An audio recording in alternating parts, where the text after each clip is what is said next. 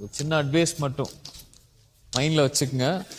இந்த வயசுலேருந்தே மைண்டில் வச்சுருந்தீங்கன்னா உங்கள் லைஃப் எண்டாகிற வரைக்கும் இட் வில் ஹெல்ப் யூ இன்ஷா அல்லாஹ். ஓகேவா? ஒரே ஒரு விஷயத்தில் நம்ம எப்போவுமே கரெக்டாக இருக்கணும். அல்லாவுடைய விஷயத்துக்கு பிறகு அல்லாவுக்கு செய்ய வேண்டிய விஷயங்கள் எல்லாம் கரெக்டாக செஞ்சதுக்கப்புறம் ஒரே ஒரு விஷயத்தில் ரொம்ப கேர்ஃபுல்லாக இருக்கணும். அந்த ரொம்ப கேர்ஃபுல்லாக இருக்கக்கூடிய விஷயத்த அல்லாவே சொல்கிறான். وَقَضَى رَبُّكَ أَلَّا تَعْبُدُوا إِلَّا إِيَّاهُ وَبِالْوَالِدَيْنِ إِحْسَانًا. அல்லாஹ்வுடைய ஃபர்ஸ்ட் அல்லாஹ் ரப்புல் ஆலமீன் நமக்கு சொல்ற ஆப்ளிகேஷனே என்ன வணங்குங்க, என்ன ஒர்ஷிப் பண்ணுங்க, என்னை தவிர யாரையும் நீங்க ஒர்ஷிப் பண்ணாதீங்க. இதான் ஃபர்ஸ்ட் ஆப்ளிகேஷன். நீங்க ஹியூமனா, மனுஷனா, ஒரு மென்னா நீங்க செய்ய வேண்டிய முதல் ஆப்ளிகேஷன் அதுதான். அதுக்கு பிறகு அதுக்கு நெக்ஸ்டா நீங்க செய்ய வேண்டிய ஆப்ளிகேஷன் என்னுடைய கடமைகள்ல வபில் வாலிதைனி இஹ்சானா. உங்க பேரண்ட்ஸ் இருப்பாங்கல்ல, உங்க அம்மா அப்பா இருக்காங்கல்ல, அவங்களிடத்துல ரொம்ப நல்ல முறையில நடந்துக்கோங்கிறான்ல. ஏன்னா அல்லாவுக்கு பிறகு இந்த பூமியில நம்ம வர்றதுக்கு காரணம் யாரு? ரீசன் யாரு? இன்னைக்கு நான் இங்க இவ்வளோ வயசுல உட்கார்ந்துருக்கேன்ல, இதுக்கு ரீசன் யாரு? நீங்க உட்கார்ந்துருக்கிறதுக்கு ரீசன் யாரு? அல்லாஹ் ரப்புல் ஆலமீன் டைரக்டா பூமியில அப்படி நம்மளை தூக்கி போடல. ஒருத்தவங்களோட வயிற்றுல அல்லாஹ் குழந்தையா கொடுத்து அவங்க 10 மாசம் அதை சுமந்து அதுக்கப்புறம் தான் நம்ம இந்த பூமிக்கு வந்திருக்கோம். கரெக்டா? அதனாலதான் அவங்க தான் நமக்கு ரீசன். அல்லாஹ் அதை குர்ஆன்ல சொல்றான், வஸ்ஸைனல் இன்சான பிவாலிதைனி இஹ்சானா ஹமலத்துஹு உம்முஹு வஹ்னன். உங்க தாய் உங்களை கஷ்டத்துக்கு மேல கஷ்டப்பட்டு 10 மாசம் உங்களை சுமந்து பெற்றிருக்காங்க. அந்த கஷ்டத்துக்கு ஈக்குவலா எதுவுமே கிடையாது இந்த உலகத்துல. ஒரு அம்மா 10 மாசமா வயிற்றுல சுமந்து அந்த 10 மாசத்துக்கு அப்புறம் அந்த டெலிவரி டைம்ல வர பெயினை அனுபவிச்சு உங்களை இந்த பூமியில கொடுக்கறது பெரிய பெரிய பெயின் தரக்கூடிய ஒரு விஷயம். அது 10 மாசமா பேஷன்ஸா இருந்து பொறுமையா இருந்து உங்க அம்மா உங்களுக்கு இந்த பூமியில இருந்து இந்த பூமிக்கு நீங்க வர்றதுக்கு ரீசனா இருந்திருக்காங்க. அதனால அல்லாஹ் தான் அதுக்கு ரீசன், மெயின் ரீசன் அதுதான். அல்லாஹ் தான் அதுக்குரிய காரணம். அனிஷ்குருலி, அதனால எனக்கு நீங்க நன்றி சொல்லுங்க அல்லாஹ் சொல்றான். அது காரணம் நான் தான் அந்த தாயுடைய வயிற்றுல குழந்தைய கொடுத்தேன்.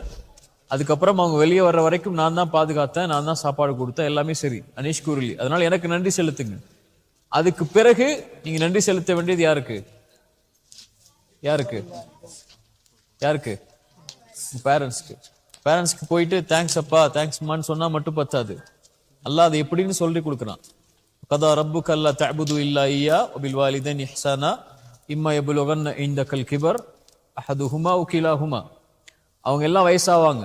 நீங்க வளர வளர வளர வளர உங்க அப்பா அம்மாவுக்கு வயசாகிக்கிட்டே இருக்கும். கரெக்டா? நீங்க பிறக்கும் போது உங்க அப்பா அம்மாவுக்கு ஒரு 26 வயசு 28 வயசு இருக்குமா? இப்போ நீங்க வந்திருக்கும் போது அவங்களுக்கு 32 33 ஆயிருக்கும். நீங்க கொஞ்சம் வளர்ந்து வரும்போது அவங்க 40 வயசு ஆயிடுவாங்க. அதுக்கப்புறம் அவங்க 50 வயசு ஆயிடுவாங்க. அதுக்கப்புறம் அவங்களால முடியாம ஆயிரும். நடக்க முடியாது, அவங்களுக்கு உட்கார முடியாது, கால் வலிக்கும், கை வலிக்கும். இப்படி ஒரு காலம் வரும்போது இம்மா யபுலுகன்ன இன்தகல் கிபர் அஹதுஹுமா வ கிலாஹுமா, அதுல ஒருவரோ அல்ல 2 பேரும், அம்மாவோ அல்லது அப்பாவோ 2 பேருமோ வயசாயிட்டாங்கன்னா ஃபலா தக்குல் லஹுமா உஃபின், அவங்கள பார்த்து நீங்க சீன்னு சொல்லாதீங்க. சீனா என்ன? என்னால முடியாது போங்க சீ அப்படின்னு சொல்லிடாதீங்க. ஃபலா தக்குல் லஹுமா உஃபின் வலா தன்ஹர்ஹுமா, அவங்கள நீங்க விரட்டாதீங்க, வெறுக்காதீங்க. வகுல் லஹுமா கௌலன் கரீமா, அல்லாஹ் ரொம்ப மென்மையா சில இடங்கள்ல பேசுவான். குர்ஆன்ல அல்லாஹ்வுடைய லாங்குவேஜ்ல ரொம்ப மென்மை இருக்கும் சில இடத்துல. அந்த மாதிரி அல்லாஹ் சொல்றான், வகுல் லஹுமா கௌலன் கரீமா, ரொம்ப கண்ணியமான வார்த்தைகள் இருக்கும்ல, அந்த வார்த்தைகளை மட்டும் அவங்க முன்னாடி நீங்க யூஸ் பண்ணுங்க.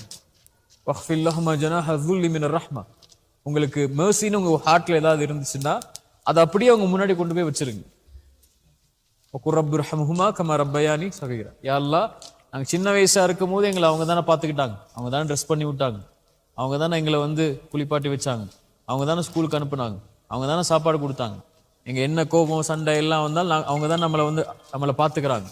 இப்படி எப்படி அவங்க என்ன பார்த்துக்கிட்டாங்களோ இந்த வயசுல நீ அவங்கள பார்த்துக்கோயா அல்லாஹ், நீ அவங்க மேல மெர்சி காட்டியா அல்லான்னு சொல்லி அல்லாஹ்விடத்துல துஆ செய்யுங்க, நல்லா சொல்லி கொடுக்குறான்.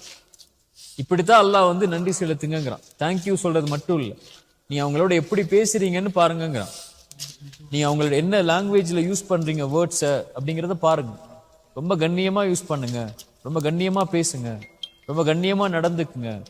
அவங்க தான் அல்லாஹ்வுக்கு பிறகு நீங்க இம்பார்ட்டன்ஸ் கொடுக்க வேண்டிய ஒரு உறவு. அல்லாஹ்வுக்கு பிறகு ரொம்ப இம்பார்ட்டன்ஸ் கொடுக்க வேண்டிய ஒரு ரிலேஷன்ஷிப்னா இந்த உலகத்திலேயே யார் தான்? பேரண்ட்ஸ் தான்.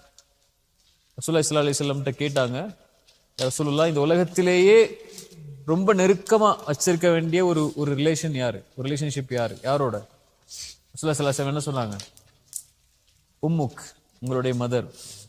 தும்ம உம்முக், அதுக்கு பிறகு உங்களுடைய தாய். தும்ம உம்முக், அதுக்கு பிறகு உங்களுடைய தாய். அதுக்கு பிறகு அபூக்க, உங்களுடைய தந்தை. சரியா? ரசூலுல்லாஹி ஸல்லல்லாஹு அலைஹி வஸல்லமும் அல்லாஹ்வும் நமக்கு சொல்லி கொடுக்கிறது என்ன?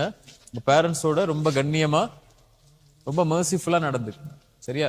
ஃபர்ஸ்ட் நம்ம நன்றி செலுத்த வேண்டியது அவங்களுக்கு, நம்ம இந்த பூமியில வந்ததுக்கு அவங்க ரீசன். அதுக்காக நம்ம அவங்களுக்கு நன்றி செலுத்தணும்.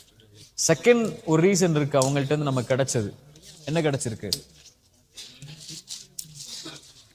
அவங்கள்ட்ட இருந்து என்ன கிடைச்சிருக்கு? செகண்ட் என்ன கிடைச்சது? யாராவது சொல்லுங்க. அம்மா அப்பாட்ட இருந்து செகண்டா நமக்கு இந்த உலகத்துல ஒண்ணு கிடைச்சிருக்கு. நிறைய பேருக்கு அது கிடைக்காது.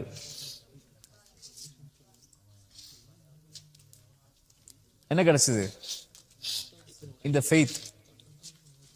ரசூலுல்லாஹி ஸல்லல்லாஹு அலைஹி வஸல்லம் சொன்னாங்க, எல்லா குழந்தையும் அல் ஃபித்ரா, இயற்கையா தான் பிறக்குது, முஸ்லீமா தான் பிறக்குது. அல்லாஹ் ஒருவனா மட்டும் வணங்குறதுக்கு தான் பிறக்குது. கிறிஸ்டினாவோ ஜீவாவோ எந்த குழந்தையும் பிறக்கிறது இல்லை. யார் மாத்திரா? அவங்களுடைய பேரண்ட்ஸ் தான் மாத்திடுறாங்க.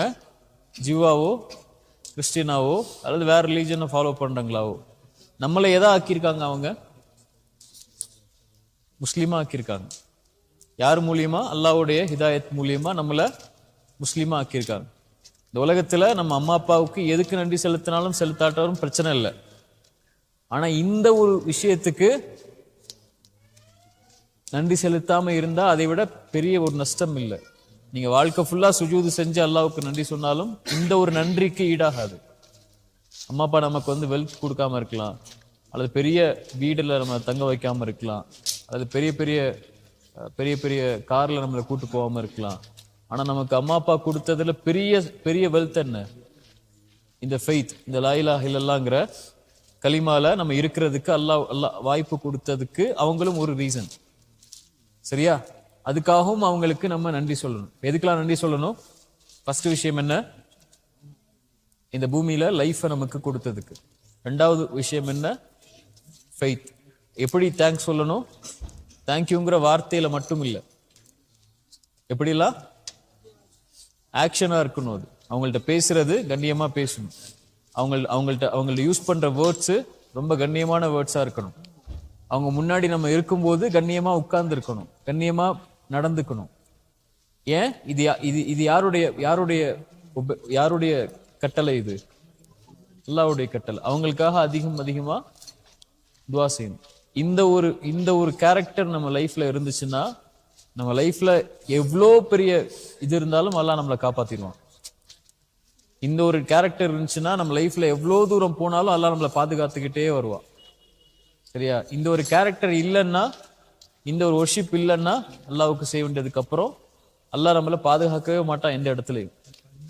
அல்லாஹ்வுக்கு ரொம்ப கோபமான செயல் பெற்றோர்களை காயப்படுத்துறது, பேரண்ட்ஸை கண்ணியம் இல்லாம நடத்துறது, பேரண்ட்ஸ்ட கண்ணியம் இல்லாம பேசுறது.